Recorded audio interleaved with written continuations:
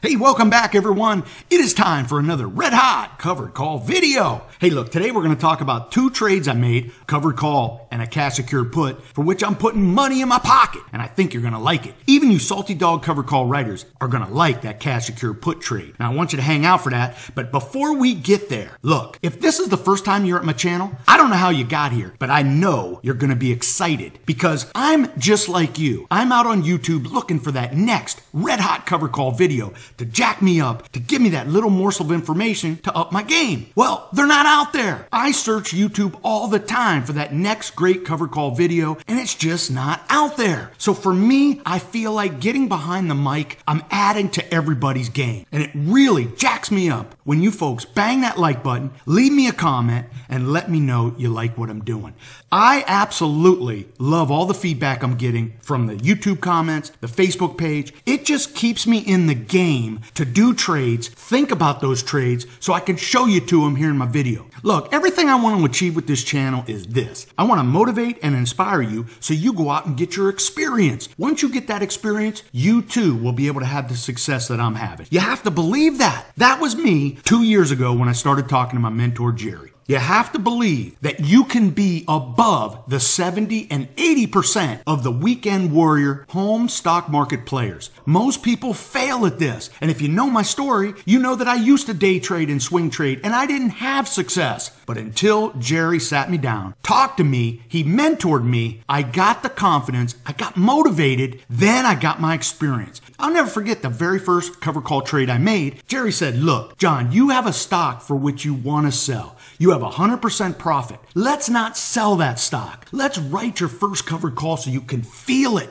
So you can feel that covered call, because that's when you learn, when you feel it. Well, I asked for his help and we did, and I'll never forget it. PSX, I remember getting PSX as a part of a Conoco split, right? Conoco split their business into two. PSX was the spinoff. For every 200 shares of Conoco, you would get 100 shares of PSX. Well, I got 100 shares of PSX, and PSX rallied from about 45 to 85, and I was ready to sell. That's when Jerry said, let's write that covered call. And my very first covered call, I'll never forget it. PSX was trading at about 85. I wrote at 87.50. I got paid about $1.12, and man, the money hit my account and I was immediately engaged, watching that trade day after day. Then a funny thing happened. The stock actually fell, and Jerry said, okay, now it's time to manage this trade. Let's buy back that option so we can do it again. So I got a twofer in one trade, and I'm telling you what, I hit the deck plates running, and from that point on, I am all in. From that, I remember being on YouTube looking for those very specific answers to my questions. And when I wasn't with Jerry, I would go to YouTube and look for it. I could not find them. And as I progressed in my learning, I noticed I was doing the trades for which I was searching YouTube for. So I put on the microphone, and that began the channel. I wanted to talk about the trade so somebody would see it and learn from it, because that's how I learned.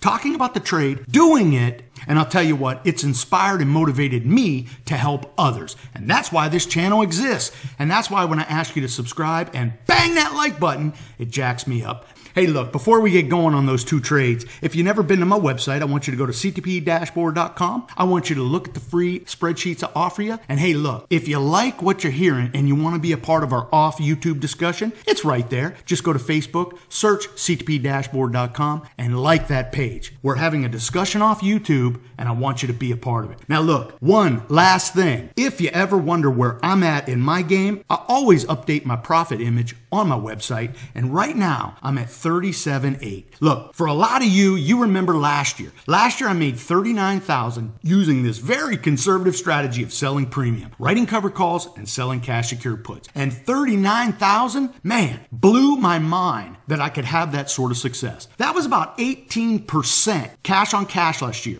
Now, the markets were up about 21 to 22%. But hey, coming from swing trading where I would lose money, man, making 18% blew my mind. Well, coming into this year, I wanted to replicate that. And Jerry asked me to up my game. He said, look, let's make $50,000 this year. And that's what I'm trying to do. And right now, as of September 1st, I'm at 37.8, upping my game. And I think I'm going to get there. And if you look at the markets right now, the S&P 500 is up 8.32% this year. And it's probably going to trade sideways to higher as we get into Christmas. Boy, there's going to be a lot of excitement that all of those FANG stocks, Amazon, Google, they're all going to be rocketing higher into Christmas, right? So the S&P 500 could be up about 10% this year. Now, I'm on course to be up about 20%. But here's the takeaway from this. I have done 18% last year, potentially 20% this year, without changing my strategy. I buy the stocks, we write the covered calls against them, we pocket the money. Cash on cash, if I get to 18 to 20% and we do this consistently, man, last year 18% cash on cash, this year 20% cash on cash, again, no heavy lifting, using the same stocks, using the same strategy, knocking down the same profits.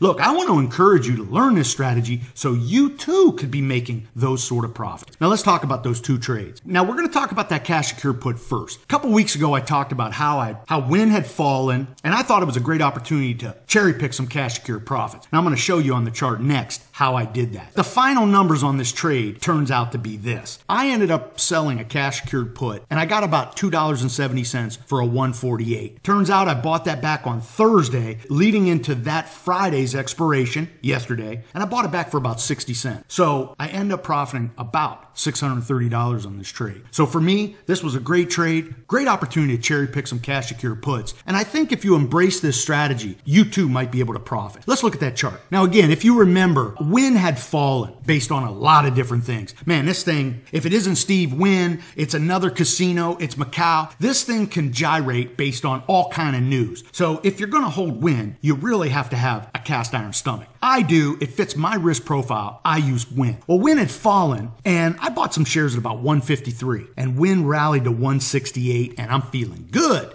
Wrote a couple covered calls, collected a dividend. Well, when Wynn fell off with some bad news with earnings and Caesars and Sands, right? It had fallen from 168 to about 158, and I'm thinking, look, I don't think it falls to 148, and I can get $2.70 for a 148 30-day cash secured put. That means I put up the money to buy someone's shares at 148. They paid me $2.70 per share, and I gave them 30 days to make that decision. Well, Wynn fell, and it fell below 148. So there was a point there where I may have been assigned Wynn shares. In fact, it fell to 138 after earnings. So I had to have some patience. I did, and Wynn did exactly what I thought it would do. It based here at the bottom at 138, and it started to rally higher. Now, I actually thought it would get into the 150s, and I wouldn't be sweating this. But as of Thursday, with Friday being the expiration, Wynn was dancing around 148, and I could be assigned the shares. Now, the question I have to ask myself is this. Do I want to own Wynn shares at 148? Well, back when it was trading at 158, I'm thinking to myself, hey, I could get Wynn cheaper. Of course I'd buy Wynn at 148. Well, with it falling to 138, I'm fearing that the new support for Wynn is 138, not 148. So now I got to reboot my strategy. And as we got into expiration, Wynn's dancing around 148. That $2.70 option had fallen down to 66 cents. And I'm thinking to myself, look, if I can buy this back for 66 cents, alleviating my obligation, and I still pocket about $2.10 per share, that's money in the pocket. And that's what I did, cherry picking those cash secured put profits. So I ended up buying that option back for 66 cents, and we closed the trade. This is a green trade, and we move on. Now look, that's the cash secured put trade. Let's talk about that cover call trade that I just recently did. And I'm telling you what, I am jacked. One thing I love to do is I love to use covered calls as a poor man's real estate covered call writing strategy. See, I've told you in my videos before, I talk to real estate investors all the time. And boy, they just yuck it up how they use real estate to make those monthly rental income. And for them, man, they are the bee's knees, right? And anytime you mention you're trading stocks,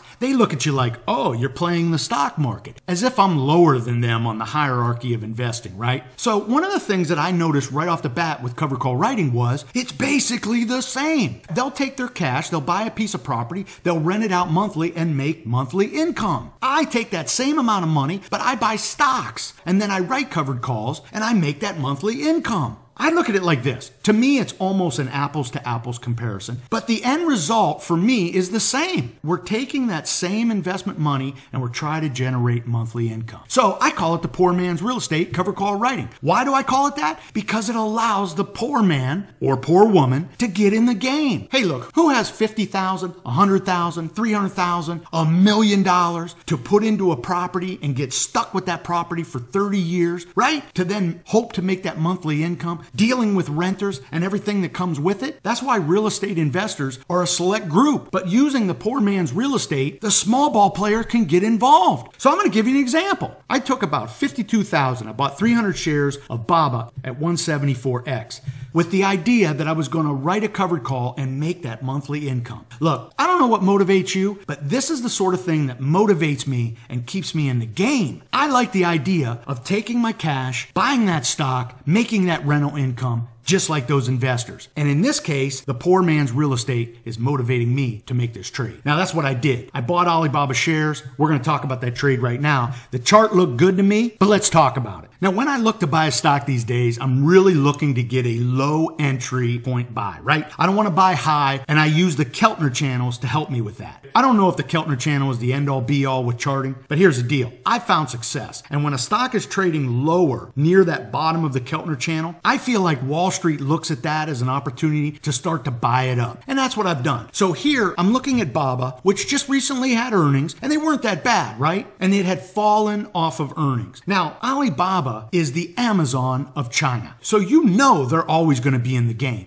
And quite frankly, the reason they're down is because of all this trade war talk. So Alibaba can find itself back up to 210 if we make any sort of deal with China. Well, I don't anticipate it getting to 210 anytime soon, but what I do expect is that it will gyrate between that 170 number and that 180 number. Now, with it being at the middle of the Keltner channel, I'm thinking this might be a good opportunity. So I'm going to have a plan. And that plan is I'm going to buy some shares right now, and then we're going to write that covered call. Now, if Alibaba falls down to support at about 170, I might buy some more shares. If Alibaba rallies to 180 or above, I'm going to have my shares taken away, pocketing over 5% on this 21-day trade. That's the plan for this trade. And it'll be interesting to see if it gets there. Look, a chart will tell you 1,000 stories, right? So looking at Alibaba, this is what I saw when I bought Alibaba, and this is the plan. Notice that every time it hits around this 167 mark, Wall Street buys it back up. Now, recently, with the trade war talk, it has fallen. So that 167X might be a great support line for this stock. Well, notice how it fell, rallied, then fell back. I'm thinking we're going to test this line right here at about 174, and maybe we get this to 180 or above. And that sets up the trade. So what I did was this. I wrote a 21-day 180, and I got paid $3.35 per share, pocketing over $1,000 for this 21-day trade. That's going to be, with the stock appreciation and the premium, over 5.x% in this 21-day window. And that is what motivates me to make cash on cash monthly gains using this strategy. Hey, look, I hope I motivate and inspire you to go out, get your financial education, watch the free videos that I offer so you get the confidence that you go out, open up that small brokerage account, and you buy that first stock. Maybe a stock you feel super confident with,